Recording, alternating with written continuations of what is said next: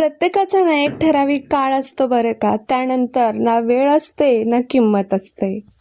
हाय hello family, मी Pooja lifestyle and working blog YouTube चॅनलमध्ये तुमचं मनापासून खूप खूप खूप स्वागत आहे तुमचं माझ्या आजच्या नवीन व्हिडिओमध्ये. तुम्हाला माहिती आहे आपण कुठे निघालो होतो, कसं निघालो होतो आणि कशासाठी.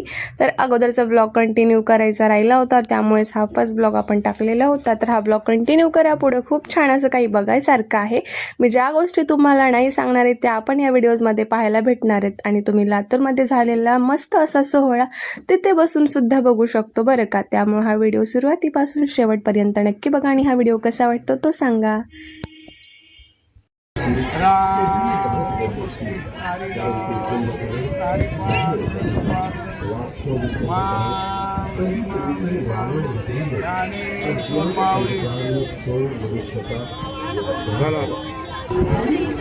तर फॅमिली, मी तुम्हाला काही वेगळं सांगायची गरज नाही आहे, कारण आपली 2 दिवसापासून तयारी त्याचीच तर चालू होती. संत तुकाराम आणि ज्ञानेश्वर महाराजांच्या पादुका इकडे आलेल्या होत्या. त्या पादुका थोडंसं पुढं होतं, इथून खूप आणखीन लांब होतं पुढं जायचं. आणि 400 एकरमध्ये हे सगळं काही केलेलं होतं बरं का. हे सगळी माहिती मी तुम्हाला तर पुढे देणार आहे. तर बघा, इथे विठ्ठल, रुक्माई आणि हनुमान या सगळ्या मूर्त्या इथे आहेत. आणि ज्ञानेश्वर महाराज वगैरे, गणपती बाप्पा यासारख्या सगळ्या मूर्त्या इथे आहेत. तर आपण आता दर्शन वगैरे घेऊयात. आपण जे काही सरप्राईज आणलं होतं ते यासाठी आणलं होतं. इथे बघा आता.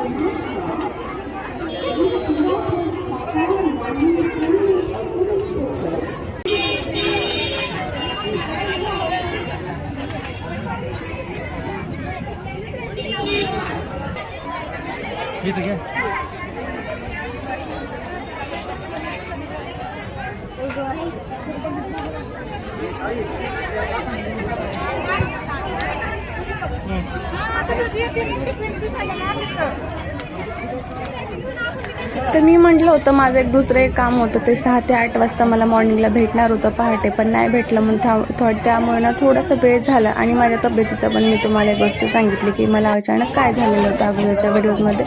तर कॅरेटमध्ये आपण आणलेल्या होत्या इकडे 2 कॅरेटमध्ये म्हणजेच केळी वगैरे आणलेल्या होत्या.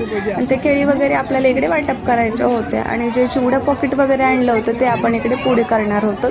कारण तिथे जे होतं ना, म्हटलं आता दोन्ही एकच ठिकाणी वाटप केल्यापेक्षा आपण देवाच्याच दरबारामध्ये वाटप करतोय, तर त्यापेक्षा इकडे अगोदर केळी वाटप करूया.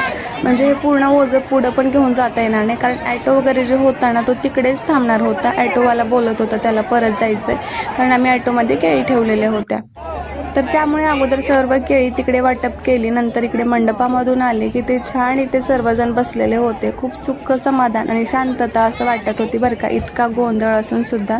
तर आम्ही तिथून नंतर चिवड्या वगैरे घेतले ते की आम्ही आता पुढे जाऊन वाटप करणार आहोत. आणि हे जे रांग लागलेली आहे ना सगळी, तर ते पादुकाच्या दर्शनासाठी लागलेली आहे. तर मी तुम्हाला दाखवते पूर्ण किती रांग आणि कशी लागलेली आहे बघा. खूप लांबपर्यंत आहे बरं का हे सगळी. तर फॅमिली, मी तुम्हाला सर्व छोट्या छोट्या गोष्टी या व्हिडिओजमध्ये दाखवलेल्या आहेत, संपूर्ण माहिती दिलेली आहे. त्यामुळे व्हिडिओ सुरुवातीपासून शेवटपर्यंत नक्की बघा. किती ऊन लागते बघा इकडे.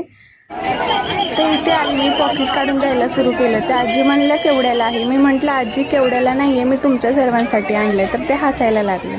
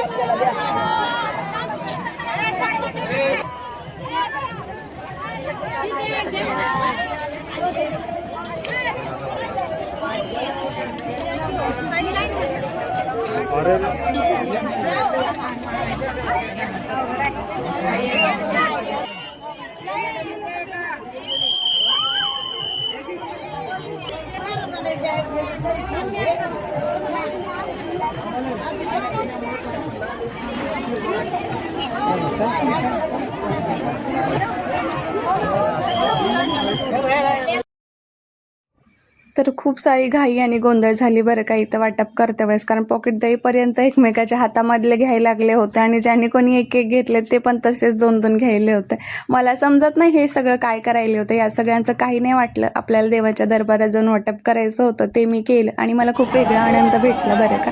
आणि खरंच खूप खूप जणांच्या चेहऱ्यावरती हास्य सुद्धा मला पाहायला भेटलं, कारण ते बोलत होते आम्ही खूप वेळ झाले इथे लाईनीला थांबलो आणि भूक सुद्धा लागलेली होती. आमच्यासोबत लहान मुलं वगैरे होते. खूप सारा आशीर्वाद बाई तुला असं बोलत होते आणि बाईलेकीने हे सगळं केलेलं खूप छान असतं असं पण ते बोलले. त्याच्यामुळे मला एक वेगळाच आनंद भेटला. तर त्यानंतर पाठीमागे इकडे बघू शकतो तिकडे होतं पादुका. तर आम्ही इकडे दर्शन वगैरे घेतलं. खूप सारी गर्दी होती बरं का तिथे. तर इकडे थांबून आम्ही फोटोज वगैरे घेतले. राज पण बोलला मम्मा इथे थांबू आणि फोटो काढू, कारण दुसरे पण तिकडे फोटोज काढायले होते.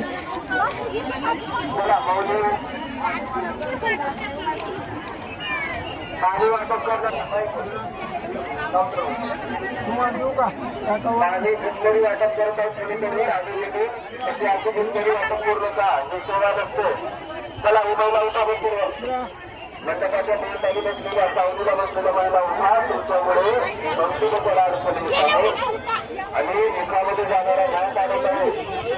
असं पाप करू नका. उठा उठा कीर्तन चला. कीर्तन मंडपाकडे चला. तुमच्या सावली तिथे जाऊन नसता सगळं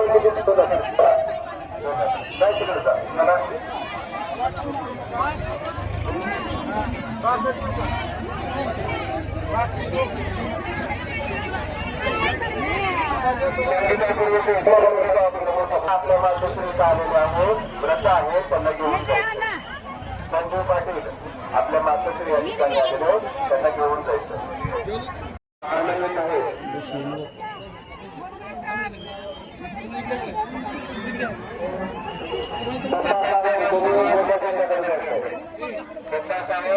मोठ्या जा आपली माणसं वाट पाहत आहेत.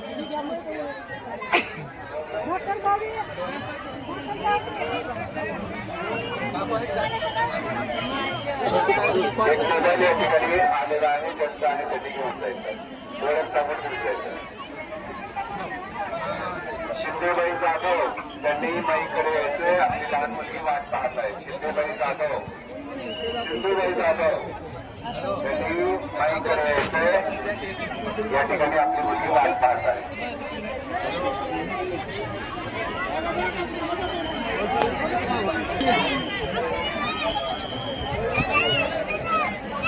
कृपया बाहेर निघा.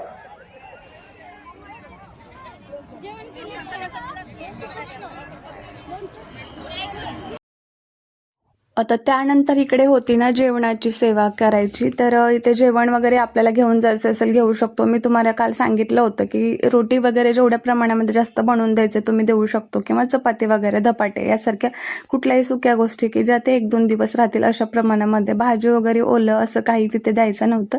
तर इकडे मी जेवण वाटप करत होती, म्हणजे त्यांचं जेवण घ्यायचं होतं ते, आणि आपल्याला जर सेवा करायची असेल तर करू शकत होतो आपण, जेवण वगैरे वाढवू शकत होतो. तर अशा पद्धतीने इकडे शिरा वगैरे बनवलेला होता. ज्वारीच्या रोट्या तर सगळ्यांनी असं आणून दिलेल्याच होत्या आणि त्याने बनवलं होतं तिकडं वरण वगैरे. खूप स्वादिष्ट आणि छान असं जेवण सर्वांना वाटत होतं. ते बोलत होते एक देवाच्या दरबारामध्ये प्रसाद म्हणून जेवण केलेलं एक वेगळीच मजा असते.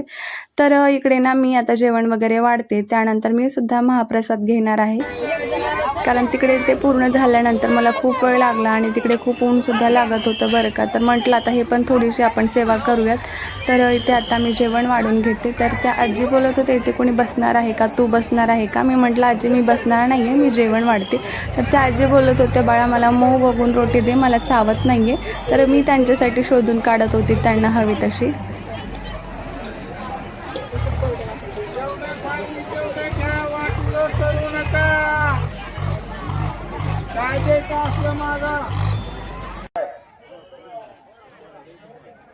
नवी हत्तरगा सरपंच मोहनराव कुनाळे, नवी हत्तरगा तालुका निलंगा, जिल्हा परिषद सदस्य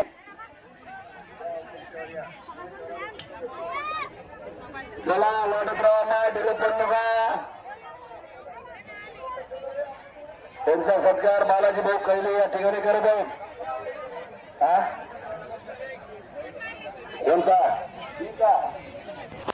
तर काही वेळ ना मी इकडे सेवा केली, जोपर्यंत कोणीच नव्हते तोपर्यंत वाढून दिलं सगळ्यांना वगैरे. आणि नंतर खूप सारे जण तिकडे आले. म्हटलं आपण पण आता महाप्रसाद घेऊया, कारण मलाही घरी जायला वेळ वगैरे होत होता. त्यासाठी खूप वेळ मी जेवण वाढून झाल्यानंतर मी पण इथे प्रसाद घ्यायला वगैरे बसलेली. तर आता राजला म्हटलं जेवण कर, तर तो बोलला नाही. आणि पत्तरवाळी घेऊन एक बसण्याचा एक वेगळाच उल्हास असतो बरं का राजला कधी पण. तर सेपरेटली पत्तरवाळी त्यांनी घेतली, पण नंतर जेवण करायचं म्हटलं नको म्हणला. मी म्हटलं असं नसतं करायचं, इथे जय बाप्पाचं आहे, आपण बाहेर कुठे आलं नाही हॉटेलमध्ये किंवा घरी, असं करू नकोस. तेव्हा थोडंसं चिडल्यानंतर मी आणि थोडंसं प्रेमाने समजवल्यानंतर राजने पण तो महाप्रसाद घेतला, म्हणजेच प्रसाद घेतला आणि बोलला मम्मा छान आहे जेवण. मी म्हटलं बघ तुझे इतके बाळ छोटे असून सुद्धा किती छान जेवण करत आहे. तर बोललं मम्मा हे काय आहे. थोडंसं प्रेमाने बोलला ना तो लगेच ऐकतो बरं का.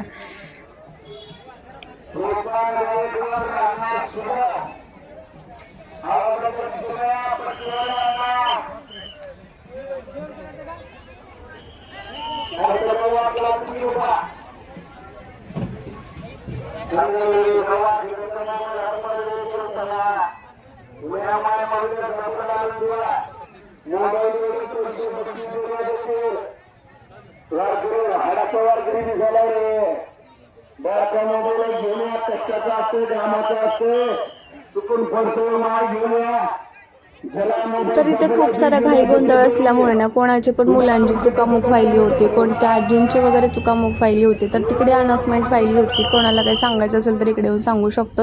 आणि एक लहान मुलगी होती, खूप वेळ झाला तिची मम्मा भेटत नव्हती. तर राज बोलत होता मम्मा मी तुला सोडून कुठे जाणार नाही, नाहीतर मी पण हारून जाईल. तर पूर्ण अन्न तिथे ना टोपलीमध्ये बकेटमध्ये वगैरे भरून ठेवलेलं होतं. एक लाईननी वरण वगैरे जे काही कोणाला सेवा करायचं ते तुम्ही करू शकतो.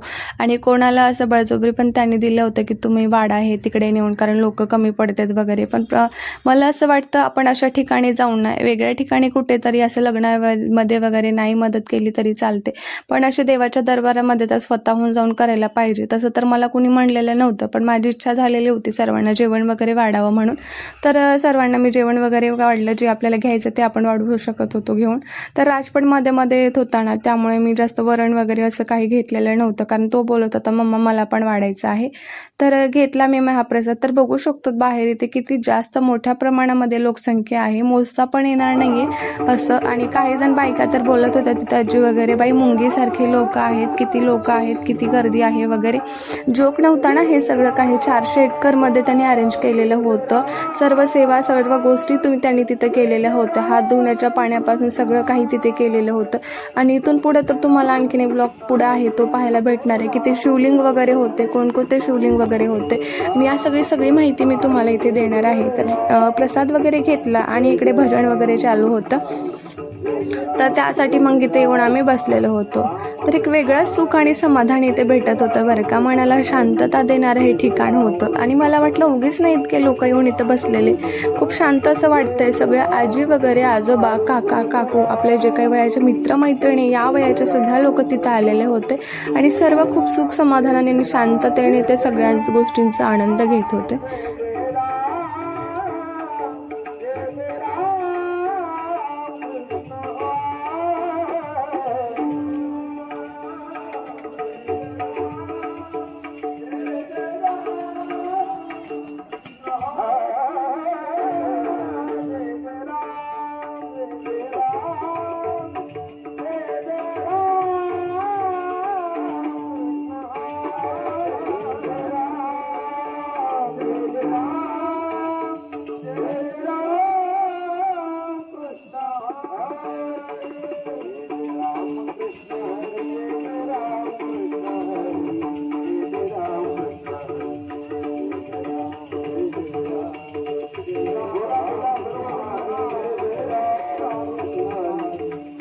तर इकडे मी पण भजन कीर्तनाचा वगैरे आनंद घेण्यासाठी येऊन बसली ना, तर काही काकू लोक ना इकडे मला भेटलेले होते. ते बोलत होते की तू आता तिकडे केळी वाटप केली विठ्ठल रुक्माईच्या मूर्तीच्या समोर वगैरे, ते तूच होती का? आणि इकडे चिवडा वगैरे वाटप केला, तर खूप पुण्याचं काम आहे बरं का, खूप चांगलं काम आहे बाळा हे. आणि हे आजकाल खूप लवकर कुणी काही करत नाही आणि हे गोष्टी अशा केल्या पाहिजेत, अशा पिढींना पुढच्या समजलं पाहिजेत की हे गोष्टी चांगलं आहे करणं. आम्ही पूर्वी तर खूप जास्त करत होतो, आम्ही रात्रभर जागून असं करायचो, कुठे कीर्तन आहे म्हणजे तसं करायचो. ह्या सगळ्या गोष्टी त्या सांगत होत्या. सांगते मी नेक्स्ट व्हिडिओमध्ये आणखीन तुम्हाला काही गोष्टी.